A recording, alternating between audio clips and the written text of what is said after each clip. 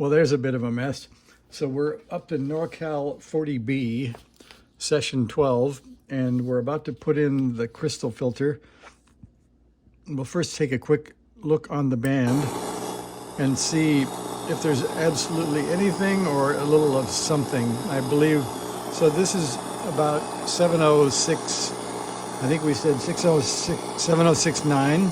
So we can tune down, and looks like we don't have anything. There's a birdie there and nothing all the way down to 0. So this is with the 40 meter dipole directly connected without the tuner. We'll connect the tuner and peak that so that we can eliminate a bunch of the broadcast stuff. And I think still,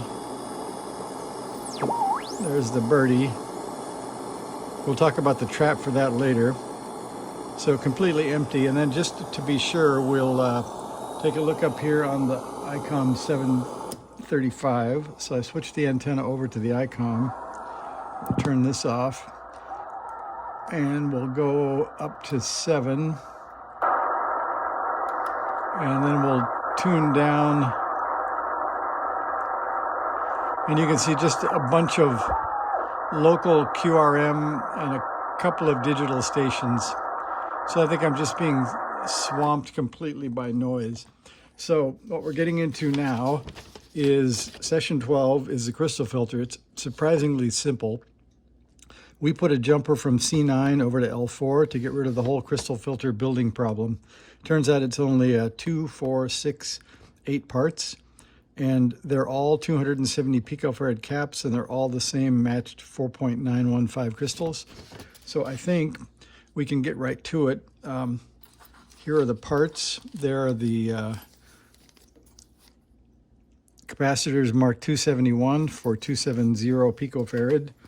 And here are the 4 crystals. You can see they were numbered during the matching phase when they built up the kits. So we'll first just go ahead and do this. So here is C10. And you can see I also have this jumper here that I have to remove that goes from C13 over to X1. So maybe we should do that first, because it doesn't make sense to put a bunch of parts around it.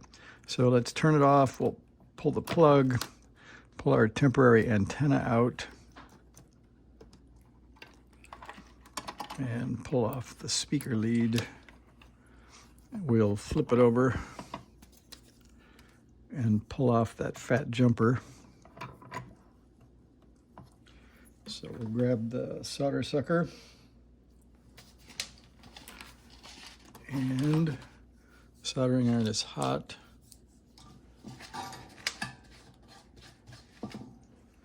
We will see if we can get that heated up. So that should be here. Whoops, caught my finger on that.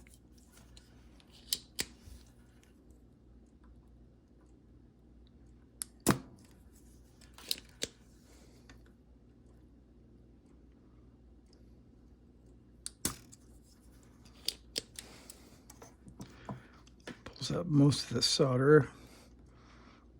Then I'll see if I can pull on it. I'm going to cut those off just so that if they have any hook action at all, it won't slow me down from pulling it out. Okay, I'm going to rotate that out a little bit.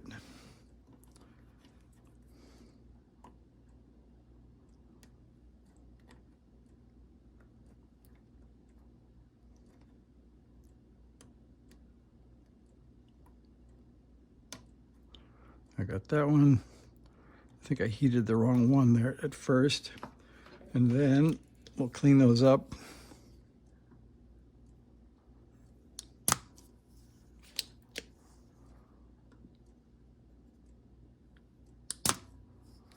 Those look pretty good.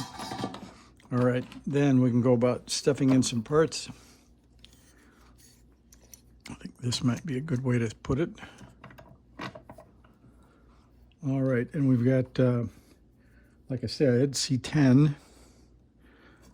Of course, upside down numbers now.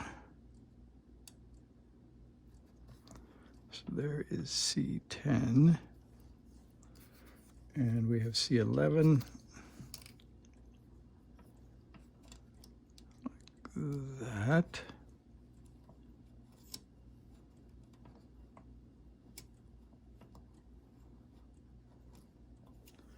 And we have C12.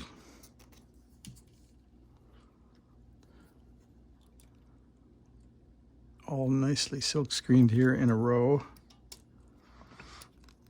So one of the options we have coming up is we could replace this with a variable bandwidth crystal filter by changing all of these capacitors C10, 11, and 12 for varicap diodes, and we could put a voltage variable source on like you see on a K1 or a Sierra.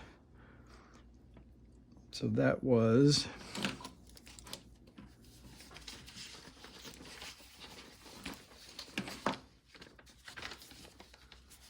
that was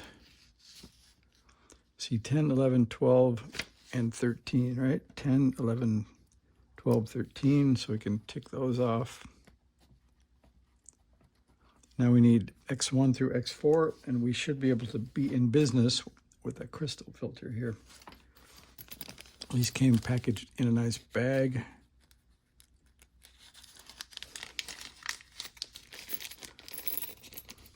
So there's a lot of cool things we could do with these. I could put insulators under them because you can see the odds are nothing is going to short because I think these pads are actually smaller than that circle. What I'm going to do instead is just bend the leads so they hang up off the board slightly when I turn it over to solder it. So I won't pull them super tight. And that way they'll hang down and not short against the board.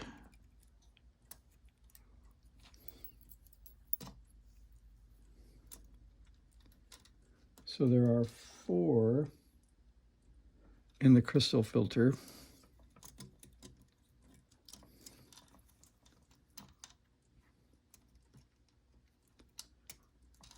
And X1 is the last one.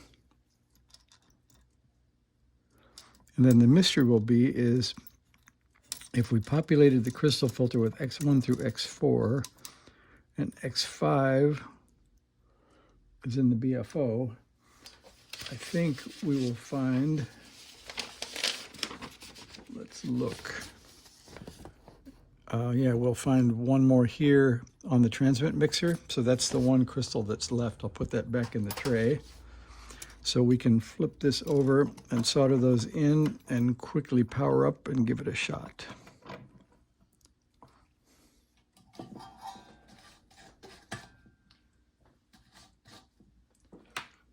think we're ready for that.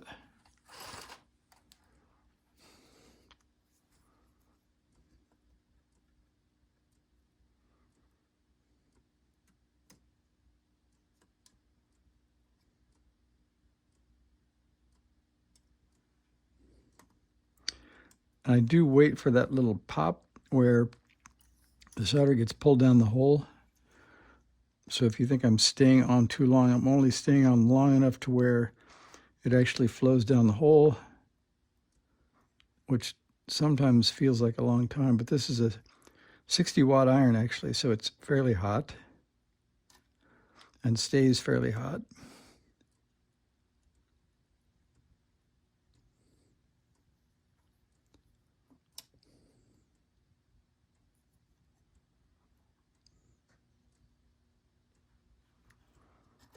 So we should get, of course, the big payoff is going to be we'll get the crystal filter done.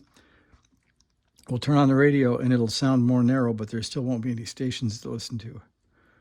So if somebody from Europe would post what it sounds like at 0:35 local time there when you tune across the band, that would be pretty interesting, because here I maybe get a digital signal at 7074, and that's about it. Occasionally, there'll be somebody pops up at maybe 7038, sending CQ. A lot of times it's boat anchor guys, and those guys are fun to talk to. You can usually hear them because you can hear the 60 hertz, 60 hertz hum in the signal, or the oscillator is pulling as they key. So you can tell it's not a modern transmitter, but they're fun to talk to. All right, anybody see anything I missed? I think we're there, so I'll cut off the leads and we'll see if I missed any, and then we'll try it out. I'm gonna hang on to them so they don't hit me.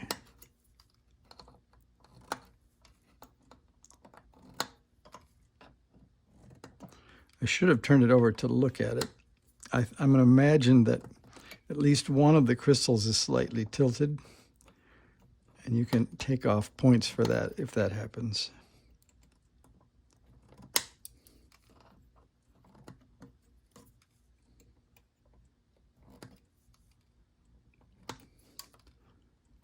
Okay, power up is imminent.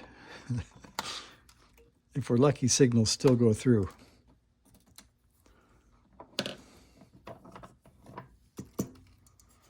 All right, now we'll do the zoom in for you guys.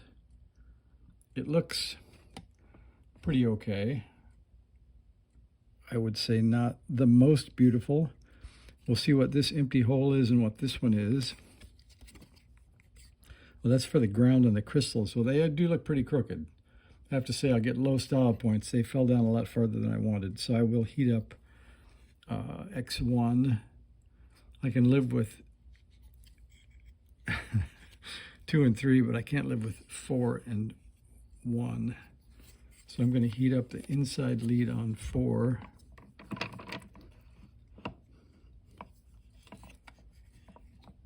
Push that through just a bit. Okay. And then the inside lead on 3. All right, is that past your level test? I think X1 could use a little lowering on both. We'll do that. Getting low style points here. I think we're trying to hurry and it's not helping too much.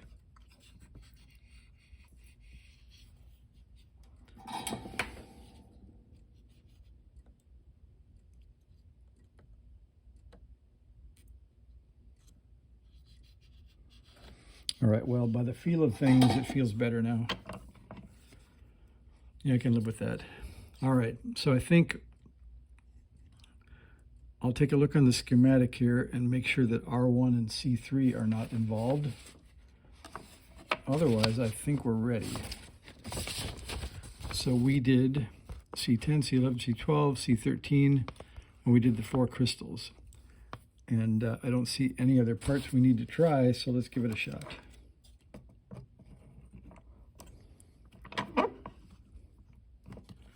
So our temporary antenna is a piece of coax. Let me move back here. There's a piece of coax with a BNC to clip leads on it. And there's another BNC to clip leads that comes off of the frequency counter, so we'll make sure we don't get them mixed up. We can hook this to ground. And our best antenna hole is still, I think C44 is one of the places we can get an antenna input here. So we'll get the power, the speaker, that's a good sign. And we should be ready to hear the same nothing again, but maybe with a sharper IF sound. Does that sound? That says we're all the way up, and this is all the way up, so it's definitely a quieter sound.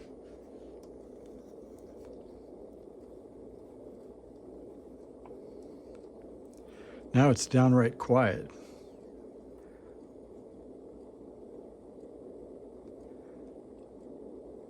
And I don't know what that means. Oh, I think that That means we're still on the antenna switch for the icon. There we are. That's a little bit more noise. So we'll go all the way down to the bottom, which is 7000.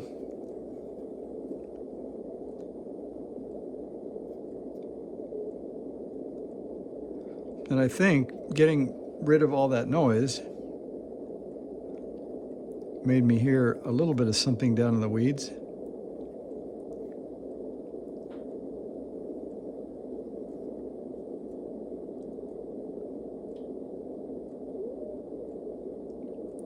All right, there's our first station through the crystal filter.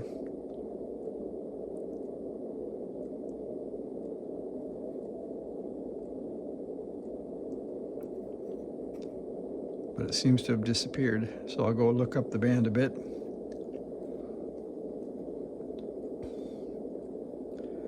Well, there's a completely dead band for you.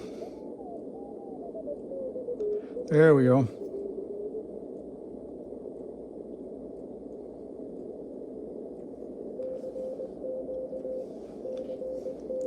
I'd say that sounds more like a NorCal 40.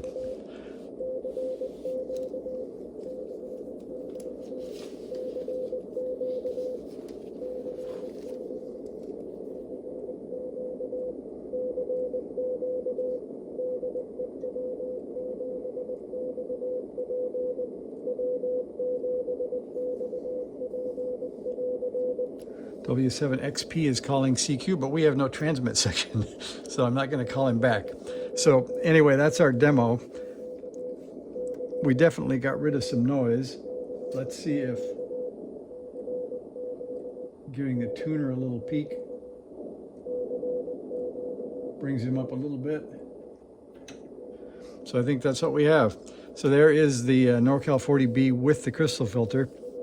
I think the next thing to do is to get rid of the ugly clip lead, get the low-pass filter in the transmitter that feeds the RX antenna, so we can plug the antenna directly into the jack.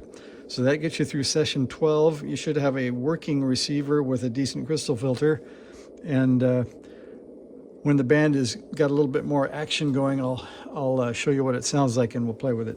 Thanks for watching. See ya.